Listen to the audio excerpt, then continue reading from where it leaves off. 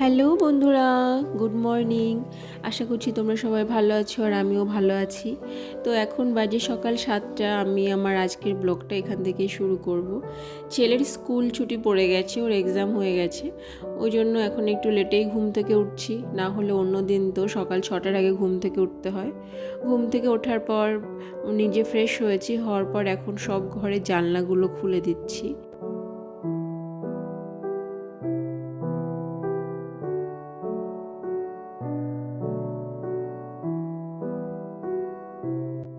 কিন্তু এই রুমের জানলাটা খুলবো না, কেননা এটা একদম রোড সাইডে, তো জানলাটা খুললে এত ধুলো বালি ঘরের মধ্যে ঢুকে যায়, ওই জন্য এটা এই রুমের জানলাটা খুব একটা খোলা হয় না, শুধু পর্দাগুলো সরিয়ে দিই। এরপর আমি বেডরুমে চলে এসেছি। আবার এই যে সকালবেলা এই জামাগুলো তুলে নিচ্ছি, জামা কাপড়গুলো কালকে দুপুরে এগুলো কেচে শুকোতে দিয়েছিলাম, কিন্তু খুব ভালোভাবে শুকোয়নি বলে বারান্দায় রেখে দিয়েছিলাম।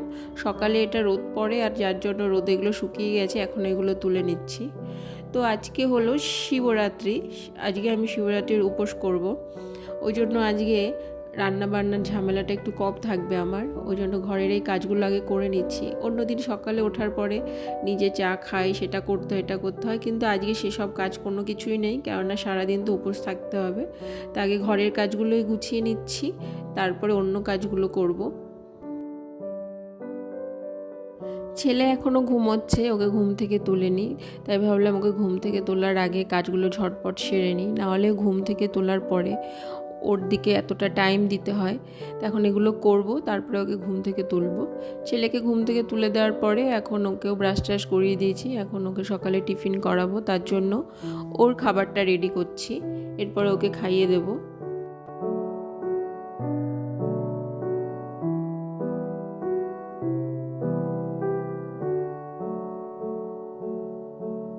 ঘুম থেকে উঠেছি 7টার দিকে, তা এখন বেজে গেছে প্রায় 10টা। তার আগে একটা মিনিটও বসার টাইম পাইনি, এ কাজ সে কাজ করতে করতে 3 ঘন্টা কোথা থেকে বেরিয়ে গেছে বুঝতেই পারিনি।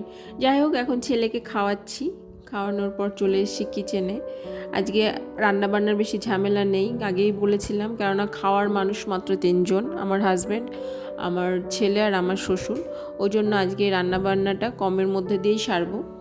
ভাত করেছি আর একটা তরকারি করব, জাস্ট ওরা 3জনই খাবে, তার জন্য রান্নাটা খুব তাড়াতাড়ি হয়ে গেল। এবার একটু জুস বানাবো ছেলের জন্য, মৌসুমি জুসও খাবে, সেই জুসটাই এখন রেডি করছি।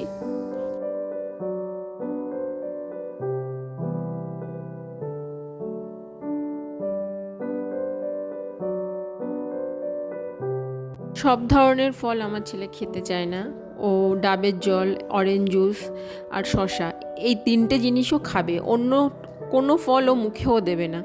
যাই হোক, এখন জুসটা রেডি করে দিয়েছি, কিন্তু জুসটা না ও এই বোতলেই খায়।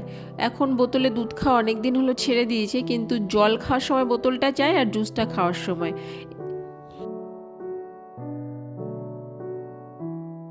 এরপর ছেলেকে স্নান করিয়েছি।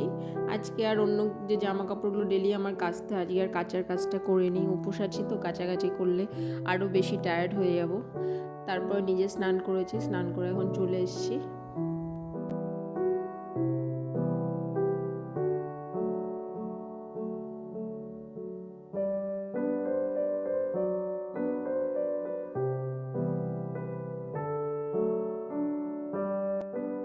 শিবরাত্রির উপোস অনেক বছর পরে করছি। আমার ছেলে হওয়ার আগে আমি করতাম, কিন্তু তারপরে যেহেতু ছেলে ছোট ছিল, ওই জন্য ওকে সামলে আর করা হয়নি।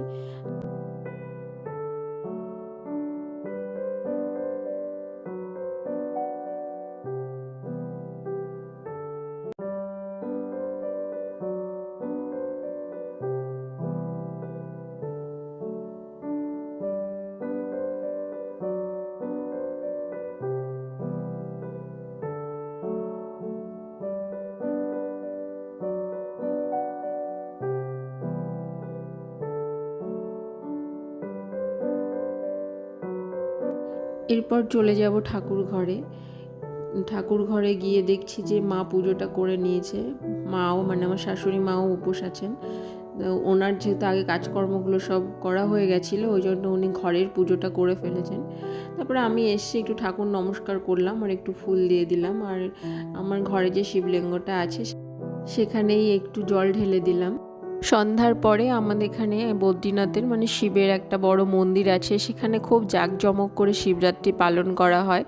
ওখানেই যাব শিবের মাথায় জল ঢালার জন্য। তো যাই হোক, ঘরের পুজোটার আমি করতে পারিনি, মা করে নিয়েছে, কিন্তু আমি একটু জল ঢেলে একটু নিয়মটা মেনে নিলাম। এরপরে ছেলেকে খাওয়াতে বসেছি। ওকে খাওয়ানোর পরে আজকের মতো আমার আর কোনো কাজকর্ম নেই। বিকালের দিকে একটু ঘুমিয়ে পড়েছিলাম, তারপরে এখন বাজে সন্ধ্যা 6টা। আমি আগে উঠে পড়েছি, ছেলে এখনও ঘুমোচ্ছে। আমি আগে উঠে গেছি, উঠে একটু রেডি হয়ে নিয়েছি। রেডি হওয়ার পরে এরপরে যাব শিব মন্দিরে। আমি আমার শাশুড়ি মা দুজনেই যাব, আর আমার ছেলেকেও নিয়ে যাব। তাও ঘুমোচ্ছে, তাই ভাবলাম ওকে ঘুম থেকে তোলার আগে আমি নিজে একটু রেডি হয়ে নিই, এরপর ওকে ঘুম থেকে তুলবো। তো ওকে ঘুম থেকে তুলে দিয়েছি। তোলার পরে ওকে এখন রেডি করিয়ে দিচ্ছি। ও বায়না ধরছিল যে মা তুমি শাড়ি পরেছো, আমাকে একটু পাঞ্জাবি পরিয়ে দাও। যাই হোক, ওকে একটা পাঞ্জাবি পরিয়ে দিয়েছি। আর এখন ওইদিকে ওর ঘুম ভাঙছিলই না, আর একটু টাইম ঘুমোতো, কিন্তু আমি যেহেতু যাবো বলে ওকে তাড়াতাড়ি তুলে দিয়েছি।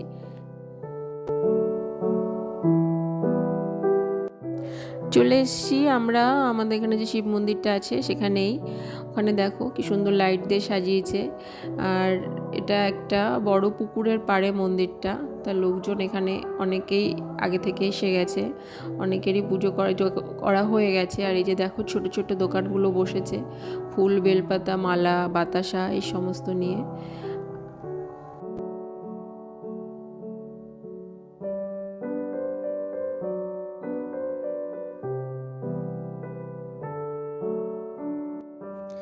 মন্দিরে খুব একটা ভিড় ছিল না, অনেকেরই পুজো করা হয়ে গেছে, তারা সব বাইরে বসেছিল। তা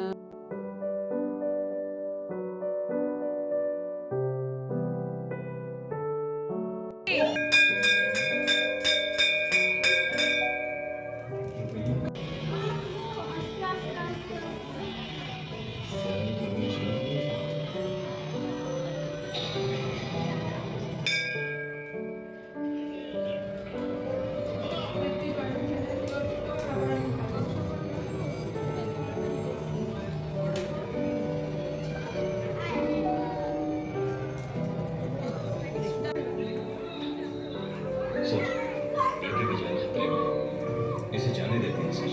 डोंट वरी। पिस्तौल से गोली निकालने के बाद ही प्रिया ने मुझे बुलाया।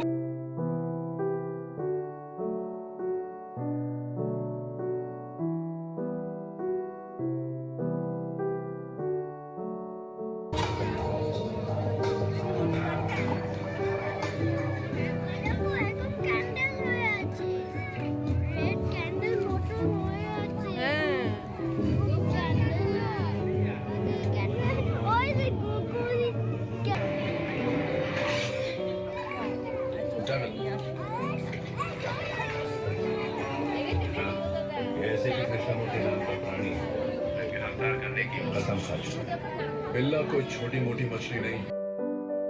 আমাদের পুজো করা হয়ে গেছে, আর এখানে সিনেমা দেখার ব্যবস্থা করা হয়েছে। আর অনেকে আছে সারা রাত এখানে থাকবে, রাত জাগবে আর শিবের মাথায় জল ঢালবে। তো এরপরে আমরা বাড়ি চলে এসেছি। ছেলে আইসক্রিম খাওয়ার জন্য বায়না করছিল, তার জন্য একটা আইসক্রিম কিনেছিলাম, সেটাই নিয়ে এসেছি। এখন ওটাও খাবে। আর আমি এখন বাজে প্রায় রাত 8টা মতো। এখন আমি আমার সারা দিনের পর এখন আমি আমার উপোসটা ভাঙবো।